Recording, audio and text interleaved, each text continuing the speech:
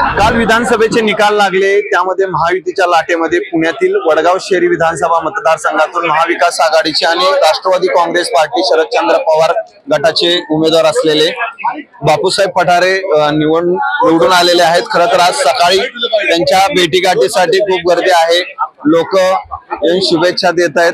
बापू, खरं तर ही सगळी फोटोंची गर्दी आहे, शुभेच्छा देत आहेत लोक। काय पहिली भावना आहे आता, तुम्ही सगळं पहिला दिवस आहे आमदारकीचा? भावना एकच आहे की विकासाच्या मुद्द्यावर आपण निवडणूक लढवली, विकासच जनतेचा करणार आणि जनतेच्या विकासाची कामं पूर्ण करणार हाच ध्यास। आणि या निवडणुकीमध्ये सर्व कार्यकर्ते, सर्व नातेवाईक, सर्व भावकी आणि सर्व एकत्र आले आणि मोठा विजय मिळवण्याचा प्रयत्न या ठिकाणी केला। परंतु आपल्या सर्वांना ज्ञात आहे काही घडलं असेल हे मला माहित नाही, परंतु विजय हा निश्चित होता आणि तो विजय झालेला आहे। सर्व कार्यकर्त्यांचं मनापासून आपल्यावर प्रेम आहे, ते सदैव राहील। आज आमदारकीचा पहिला दिवस आहे, मोठ्या संख्येने तुम्हाला नागरिक भेटतायत। काल सुद्धा रात्री जवळजवळ 10 तास लोक हटत नव्हते, आजही सकाळपासून लोकांची गेले 4-5 तास या ठिकाणी मी उभा आहे आणि मग 8 तास, काल 8-10 तास, आता 4-5 तास थकवा येऊन जातो, हा कोणालाही येणार। आणि म्हणून या ठिकाणी मोठ्या संख्येनं नागरिक भेटायला येतात, त्यांची अपेक्षा असते की आपण भेटावं, आपलं काम या ठिकाणी निश्चित होईल याची खात्री आहे, म्हणून सर्वजण या ठिकाणी अभिनंदन करायला भेटायला येतात। खरं तर निवडणुकी दरम्यान आरोप प्रत्यारोप झाले होते तुमच्यावर, स्थानिक आरोप प्रत्यारोप होतात, ते खोटे असतात, ते सर्वांना माहिती आहे, म्हणूनच लोक आम्हाला निवडून देतात। विरोध उमेदवार हा खरं तर पोर्शेकार प्रकरणात त्यांचं नाव येत होतं, त्याच्यावरून ते काय मला माहित नाहीये, मी इथं नव्हतो त्यावेळेस, त्यामुळे मला काय माहित नाही, त्यावर मी काय बोलत नाही। खरं तर आता निवडून आलाय, राज्यात महायुतीची लाट होती, त्या लाटेमध्ये तुम्ही वडगाव शहरीची पुण्यातून जागा खाल्ली, काय वाटते? जागा काढली, ती जागा येणारच होती, हे जनतेच्या मनामध्ये होतं। गेले 10 वर्ष विकासापासून जनता बाजूला होती आणि विकास निश्चित व्हायला पाहिजे होता, तो झाला नाही आणि तो विकास करण्याचा निश्चितपणाने प्रयत्न या ठिकाणी होईल। महाविकास आघाडीला पाहिजे तेवढं यश किंवा पवार साहेबांच्या पक्षालाही माहिती तेवढं यश मिळालेलं नाही, मात्र तुम्ही तुमची जागा टिकवण्यात यश मिळवले। निश्चितपणाने आहे, या ठिकाणी आदरणीय शरदचंद्रजी पवार, सुप्रियाताई सुळे, जयंतरावजी पाटील, त्याचप्रमाणे रोहितदादा पवार आणि सर्व लंके साहेब असतील, हे सर्व नेते मंडळी, अमोल कोल्हे असतील, हे सर्व नेते मंडळी आपल्या बरोबर आहेत। या पुढच्या काळामध्ये निश्चितपणानं विकासाचं काम केलं जाईल आणि विकासाच्या कामासाठी सर्वांना भेटून या ठिकाणी जनतेचा विकास करून घेतला जाईल, एवढंच या ठिकाणी। वडगाव शहरीमध्ये पुढील 5 वर्षात काय तुम्हाला आता करायचे, तुम्ही ध्येय ठेवले? वडगाव शहरीमध्ये पहिला ट्रॅफिकचा प्रश्न सोडवायचा आहे, दुसरा रस्त्याचा, तिसरा पाण्याचा, चौथा जे काही फ्लड लाईन मध्ये पाणी येते आणि म्हणून जे काही स्टॉर्म वॉटर लाईन असतील, नाले असतील, ते या ठिकाणी विकसित करण्याचं काम करायचं आहे। या पुढच्या काळामध्ये हे सर्व काम केलं जाईल, हे निश्चितपणाने सांग। नक्कीच आपण पाहतो की वडगाव शहरीचा निकाल जरी राज्यामध्ये लागलाय, कारण महायुतीची लाट होती आणि वडगाव शहरीमध्ये महाविकास आघाडीचा, त्यात तुमचा वाटा खूप मोठा आहे।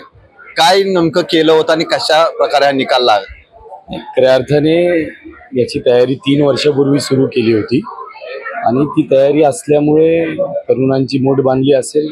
खऱ्या अर्थाने इथे विकास कामांचा अभाव कुठेतरी पाहायला मिळत होता, लोकांशी इथल्या असणाऱ्या नेतृत्वाने संपर्क पूर्णपणे तोडलेला होता आणि 3 वर्ष सातत्याने काम केल्यामुळे त्या गोष्टीचा फायदा आम्हाला या इलेक्शनमध्ये आत्ता झाला।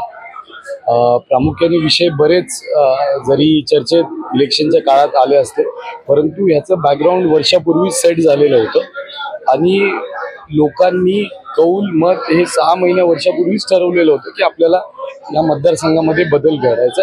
तुम्हाला हे याच्यावरून लक्षात आलं असं, महाराष्ट्रामध्ये काही कौल आला असला, परंतु इथे शहरातला भाग असताना देखील लोकांनी हा कौल दिला, त्याच्या कारण इथे विकास कामांवरनं आणि लोकप्रतिनिधी अतिशय 5 वर्ष उपलब्ध नसणं, या 2 गोष्टीवरनं लोकांच्या मनात मोठा असंतोष होता।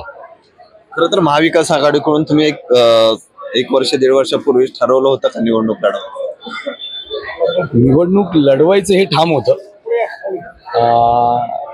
जशी संधी येईल, कारण की 10 वर्षाचा कार्यकाळ लोटला होता समाजकारणात, राजकारणात, कारण काम करत असताना मी 10-10 वर्ष ह्या प्रक्रियेपासून लांब थांबू शकत नाही। त्याच्यामुळे ह्या वेळेस इलेक्शन लढवायचं 100% होतं आणि मुळात पूर्ण घराण्याचा कार्यकाळ राजकीय काँग्रेस राष्ट्रवादी याच्यामध्ये गेल्यामुळे आम्ही इतर कुठल्याही पक्षाच्या चिन्हावर कधी इलेक्शन लढलो नाही.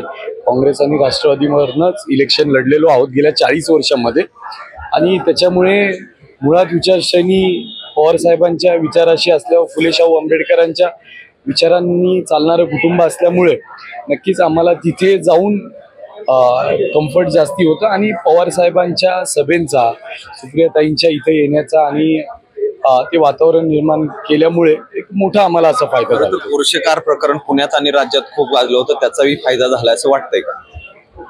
साहेब मी परत एकदा सांगतो, ते फक्त एक निमित्त झालं, परंतु आमच्या इथं वस्तीवर्ग मोठा आहे ज्यांच्याशी ह्या प्रकरणाशी मला वाटतं तसा काही संबंध नव्हता, पण नक्कीच तो विषय होता, मीडियामध्ये सुरू होता आणि तो जो एफेक्टेड वर्ग होता माझ्या दृष्टीने कल्याणीनगर विमाननगर जो सोसायटीमध्ये राहणारा वर्ग होता त्यांच्यासाठी तो विषय कदाचित महत्त्वाचा होता, परंतु तो वर्ग सुद्धा मतदानाला बाहेर पडला आणि आता माहीत नाही आज त्यांनी काय केलं असेल, परंतु त्याच्यापेक्षा लोकप्रतिनिधी 5 वर्ष आपल्यासाठी उपलब्ध नव्हते हा मतदारसंघातला मोठा विषय होता. नक्कीच हे होते सुरेंद्र फटारे, बापूसाहेबांचे पुत्र आहेत. त्यांनी सगळी ही निवडणूक गाजवली होती.